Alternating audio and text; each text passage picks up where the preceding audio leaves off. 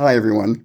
Well, I'm kind of pissed off at Jake Tapper and a partner of his who wrote a book, supposedly a tell-all, an expose about how Biden's mental acuity was as he was running for president a second time. We all know that Biden stumbled rather badly at that debate with Trump, but just, a few days later at the NATO conference in Washington, he spoke to the press for an hour. And except for a couple of word fumbles that Trump makes all the time, you remember he confused Nancy Pelosi and Nikki Haley, he's, basically in good shape. And yeah, he's older. So he fumbles a little bit. He's got, walking problems or something like that. Franklin Roosevelt was in a wheelchair. The fact of the matter is, we forget what Biden accomplished in the 4 years that he was president, with a Congress that barely had a majority. He had the Infrastructure Act that Trump promised every week and never delivered.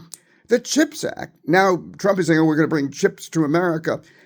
Biden had that bill, and Trump is trying to do some sort of circumvention situation around it. We're going to lower health costs, prescription drugs. We're going to do an executive order.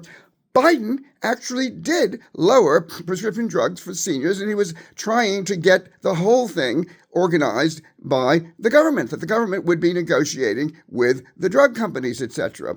He also rallied Europe, as Trump wants to veer toward Putin all the time. I should say Putin. He got NATO behind him as they bolstered Ukraine after that horrible monster Putin invaded. So all I can say is, why did Jake Tapper write this book, except obviously to make some money and to try to equalize himself with more stellar people at CNN like Anderson Cooper, who is much more, shall we say, even-handed.